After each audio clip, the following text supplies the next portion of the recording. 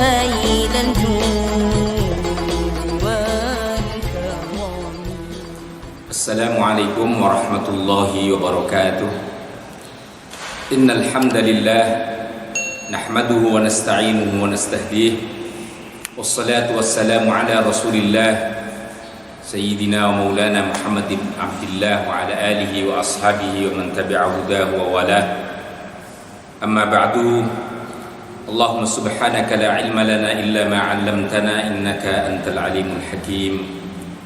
اللهم علمنا ما ينفعنا وانفعنا بما علمتنا وزدنا علما وأصلح لنا شأننا آمين يا أرحم الراحمين.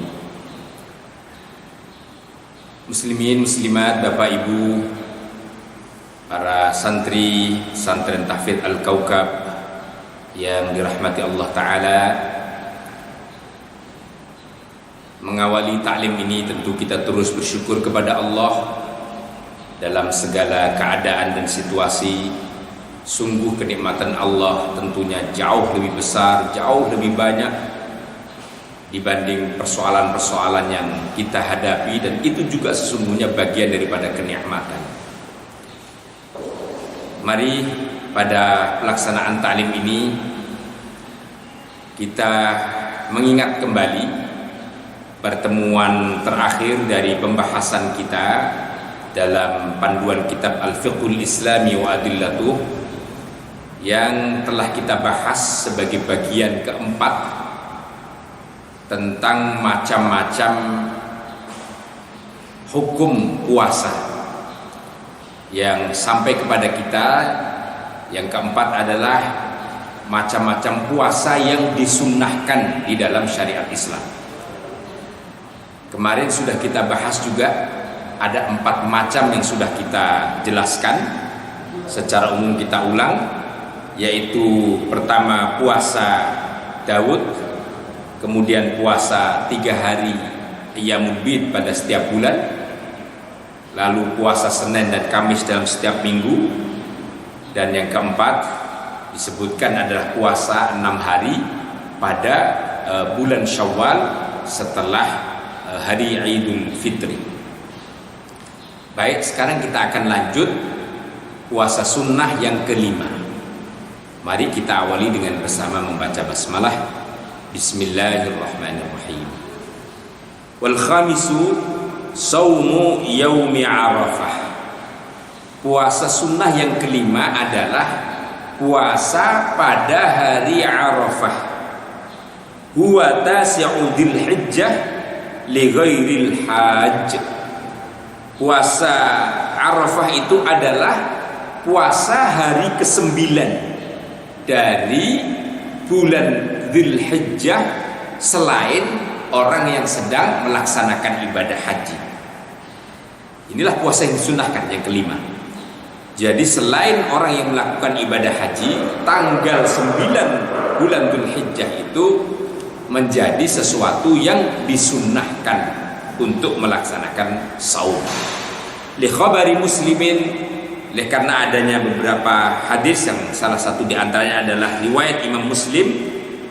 Beliau riwayatkan, siyamu yaumi Arafata uhtusiba 'ala Allah annahu yukaffiru as-sanata allati qablaha was-sanata allati ba'daha.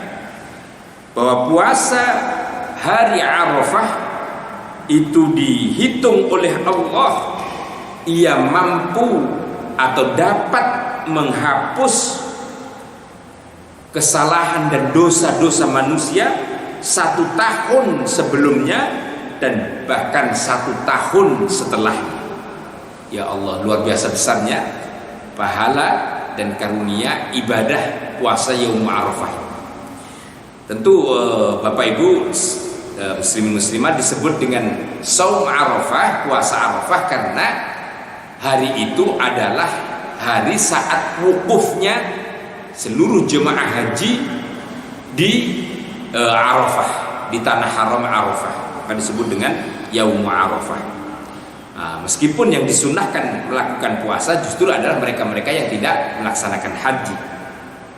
Bahkan ada riwayat lain yang menyatakan wa huwa afdalul ayyam hari Arafah tanggal 9 Dzulhijjah itu adalah hari yang termasuk hari paling istimewa, hari yang agung di sisi Allah Ta'ala. Makanya Rasul meriwayatkan, Rasul mensabdakan, ma min yaumin aktsara min an ya'tiqallah fihi minan nar min yaumi Arafah. Tidak ada hari di mana Allah Ta'ala membebaskan orang dari azab dan siksa api neraka kecuali pada hari Arafah itu. Jadi hari Arafah itu dinyatakan oleh para ulama sebagai hari Allah memberikan ampunan dan pertaubatan yang begitu luas dan agung kepada manusia. Bahkan pada hari-hari itu manusia banyak sekali dibebaskan dari siksa dan azab neraka karena kemuliaan hari Arafah, di mana orang-orang melakukan amal soleh, melakukan ibadah kepada Allah Subhanahu wa Ta'ala. Bapak, Ibu, dan para santri, ikhwan dan akhwat yang berbahagia, lalu kita lanjut puasa sunnah yang keenam, yaitu saumul ayyamits tsamaniyah min Dzulhijjah qabla yaumi Arafah lil haji wa ghairihi. Termasuk puasa yang disunnahkan yang keenam adalah puasa hari-hari 8 hari berturut-turut pada bulan Dzulhijjah sebelum datangnya hari Arafah. Kesunahan ini baik kepada orang yang melaksanakan haji maupun yang tidak melaksanakan haji. Nah, ini yang biasa disebut dengan al-ashr, puasa 10 hari pada bulan Dzulhijjah. Tadi disebutkan kalau puasa Asyura itu pada tanggal 9 khusus bagi orang yang tidak haji. Sementara 8 hari sebelum tanggal 9, yaitu dari tanggal 1 sampai 8 pada bulan Dzulhijjah ini disunnahkan puasa baik bagi yang haji maupun yang tidak haji. Tentunya ini Bapak, Ibu, dan para pemirsa sekalian adalah bagian dari sesuatu yang memang ditradisikan oleh Rasulullah untuk beliau lakukan.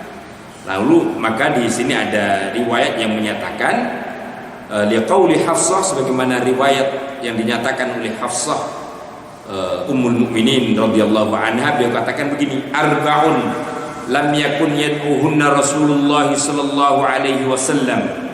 Ada 4 hal yang tidak pernah ditinggalkan oleh Rasulullah untuk selalu beliau kerjakan. Apa itu 4 hal?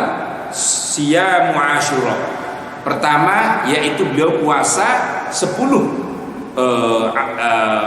bulan tanggal 10 dari bulan Muharram. Namanya Siyam Asyura. Wal Asyru, dan 10 hari pada awal daripada bulan Dzulhijjah. Wa thalathatu ayyamin min kulli syahr, dan 3 hari pada setiap bulan. Kemudian yang keempat yang tidak ditinggalkan oleh Rasulullah, wa raka'ataini qabla al-ghadati, dan salat 2 rakaat sebelum salat subuh atau salat fajar. Ini salah satu betapa amal yang menunjukkan dicintai dan sangat diperhatikan oleh Rasulullah SAW. Karena itu jamaah sekalian, para pemirsa, ini yang nomor 6 daripada puasa yang disunnahkan. Lalu yang ketujuh, insya Allah nanti disebut ada 9 puasa sunnah, sehingga masih ada 3 lagi yang kita akan sampaikan secara ringkas.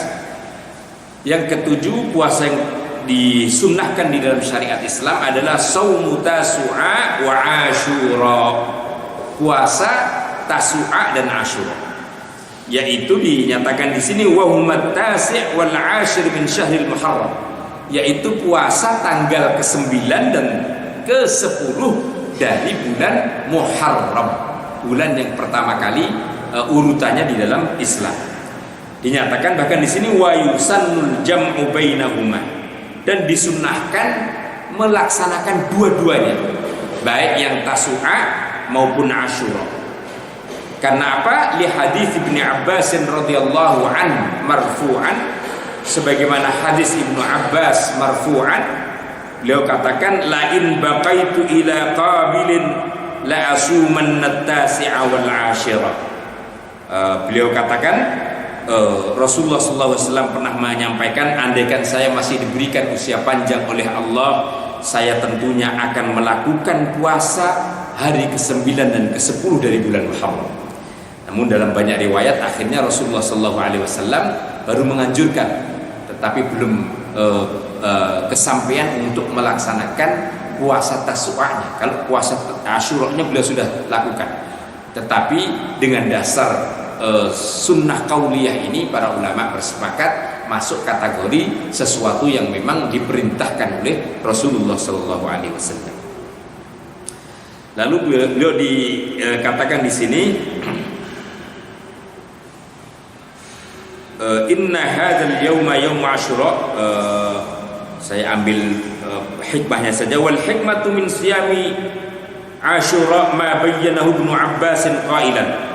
Kita cuplik di antara hikmah atau keagungan manfaat puasa Asyura itu sebagaimana yang diriwayatkan oleh Ibnu Abbas radhiyallahu an. Beliau katakan begini, qadiban nabiyyu sallallahu alaihi wasallam fara'al yahuda tasumu Asyura. Suatu saat Rasulullah SAW pernah datang di satu tempat, atau mungkin beliau pas waktu itu sudah hadir dan datang di Madinah, dan kemudian beliau melihat beberapa orang Yahudi melakukan puasa Asyura. Faqala ma hadza, maka kemudian Rasul bertanya kepada beberapa sahabatnya.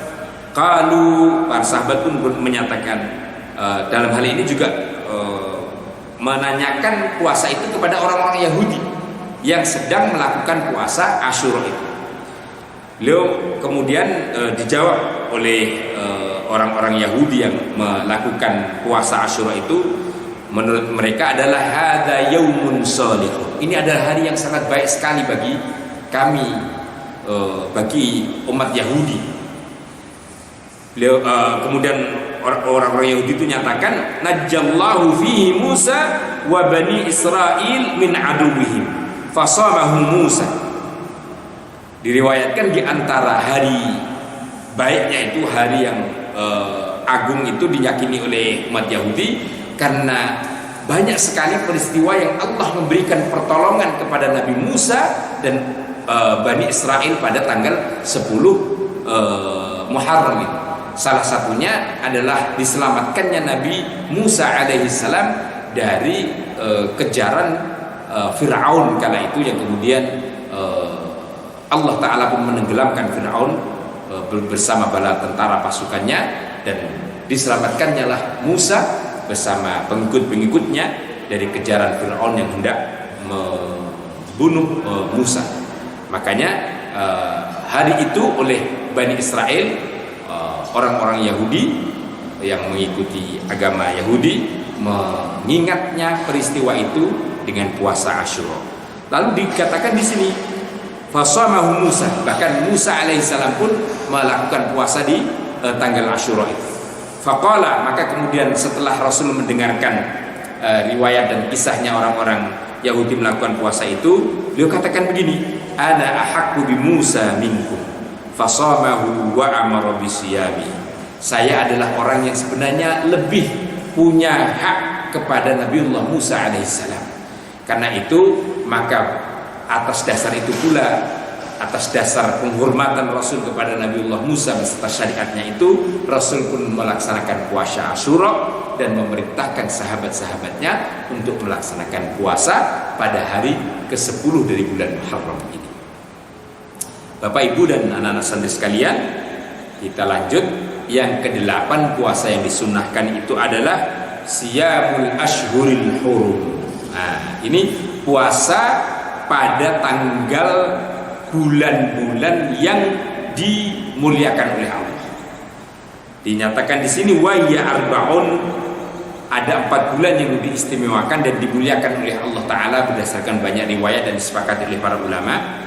Dinyatakan thalathatun mutawaliyah, 3 bulan yang dimuliakan itu berurutan, yaitu Dzulqa'dah, Dzulhijjah, wal Muharram. Persis kalau kita sekarang pada bulan Ramadan, bulan berikutnya Syawal, maka mulai Dzulqa'dah, Dzulhijjah, dan Muharram adalah bulan yang dimuliakan oleh Allah yang berturut-turut. Wa wahidun munfaridun wa huwa Rajab.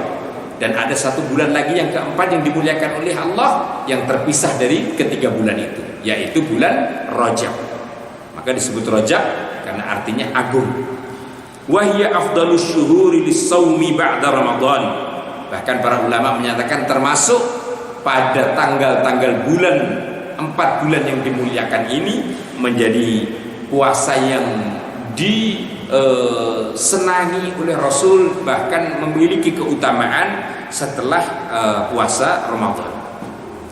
Maka dinyatakan di sini dalam beberapa hadis, salah satunya diriwayatkan liqaulihi sallallahu alaihi wasallam, afdalus salati ba'dal maktubati jawful laili wa afdalus siyami ba'da ramadhana syahrullahil muharram. Mohon dipegang oleh kita semua, kemana anak santri ya, kalau yang punya kesempatan waktu untuk melaksanakan ibadah puasa sunnah. Kata Rasulullah, sebaik-baik sholat, seutama-utamanya sholat setelah sholat fardu, setelah sholat maktubah adalah jawful lail, sholat sunnah di tengah malam yang biasa dikenal dengan sholat tahajud. Kemudian wa afdalus siyami ba'da Ramadan, dan puasa yang paling utama, yang paling agung setelah puasa Ramadan adalah Syahrullahil Muharram, puasa pada bulan yang dimuliakan oleh Allah, yaitu bulan 4 yang kita sudah sebut tadi, yaitu bulan Dzulqa'dah, Dzulhijjah, Muharram, dan kemudian bulan Rajab. Pilihlah mana aja tanggal di antara 4 bulan yang dimungkinkan. Ya tidak harus semuanya, silahkan dipilih. Bahkan bisa kita ambil berlipat sunnahnya. Misalnya hari Senin dan Kamisnya saja kita niatkan puasa Senin dan Kamis sekaligus puasa di bulan yang dimuliakan oleh Allah. Nanti kita ambil 3 hari pada setiap bulannya, kita ambil pada bulan itu, semakin berlipat pahalanya dan sangat dimungkinkan. Bapak, Ibu, dan para anak-anak santri, yang ke-9 dan yang terakhir dari puasa sunnah yang disepakati oleh para ulama adalah Saumu Sya'ban, puasa pada bulan Sya'ban. Ini menjadi bagian daripada puasa yang disunnahkan karena ditradisikan dan dibiasakan dijalankan oleh Rasulullah SAW. Oleh karena salah satu hadis menyatakan, hadis Ummi Salamah, anna Nabiyya sallallahu alaihi wasallam lam yakun yasumu minas sanati syahran taman illa Sya'ban yasilu bihi Ramadan. Wa an Aisyah qalat lam yakun an-nabiyyu yasumu aktsar min Sya'ban fa innahu kana yasumu kullu. Bahkan diriwayatkan dari Ummi Salamah maupun Aisyah yang intinya Rasulullah itu nampaknya hampir tidak pernah puasa 1 bulan penuh kecuali bulan Sya'ban. Bahkan beliau sering melakukan puasa bulan Sya'ban itu puasa penuh, lalu kemudian lanjut di bulan Ramadan. Meskipun ini oleh para ulama ada beberapa yang menyatakan kalau kita tidak puasa biasa 1 bulan penuh bulan Sya'ban sebagaimana dilakukan oleh Rasul, maka sebaiknya puasa Sya'bannya khusus pada separuh terakhir itu tidak kita lakukan. Atau bahkan dinyatakan oleh para ulama dimakruhkan, sebagai pernah kita sampaikan, 2 hari pada akhir daripada bulan Sya'ban menjelang Ramadan sebaiknya kita tidak melakukan puasa Sya'ban, oleh karena itu masuk kategori hari syak atau hari yang dilakukan. Intinya puasa Sya'ban sebaiknya dilakukan pada hari-hari pertama, dan itu dilakukan kira-kira ya maksimal separuh daripada bulan itu kalau memang kita mampu. Kalau tidak ya pilihlah hari-hari yang sekiranya kita mampu melaksanakannya. Bapak Ibu, para muslimin muslimat, segenap santri yang saya cintai, inilah bab kita yang menuntaskan tentang macam-macam ibadah puasa yang disunnahkan dalam syariat Islam. Karena itu saya tekankan, ambillah puasa sunnah yang nyata-nyata telah dijalankan oleh Rasul. Dan kita tidak perlu kemudian memilih atau melakukan puasa yang macam-macam, yang tidak ada lagi dasarnya. Puasa apalah, puasa pati geni, puasa geblok, puasa nyungsang, macam-macam itu tidak perlu lagi kita lakukan. Jelas puasa sunnah ini saja 9 macam ini kalau kita lakukan, Masya Allah, sudah luar biasa besarnya pahala dan hikmah dari Allah. Jadi cukup dengan 9 ini bagi kita melakukan puasa sunnah yang sudah nyata-nyata ada dasar dan teladan dari Rasulullah Shallallahu Alaihi Wasallam. Mari sekali lagi kita tekankan, beribadah dengan ilmu, beribadah sebagaimana dicontohkan dan diteladankan oleh Rasulullah Shallallahu Alaihi Wasallam.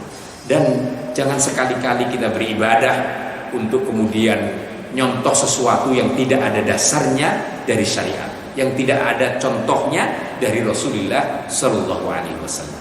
Sia-sia itulah semuanya kalau kita melakukan ibadah yang tidak ada dalil dan dasarnya dari syariat, termasuk puasa yang kita laksanakan. Bapak Ibu, demikian yang bisa kita sampaikan. Semoga tentu membawa ilmu yang bermanfaat, mengantarkan hikmah yang berlimpah, dan Allah Ta'ala semakin memberikan kita semua selalu istiqamah di dalam syariatnya. Demikian kita akhiri dengan kafaratul majlis. Subhanakallahumma wa bihamdika asyhadu an la ilaha illa anta astaghfiruka wa atubu ilaik. Wassalamu alaikum warahmatullahi wabarakatuh.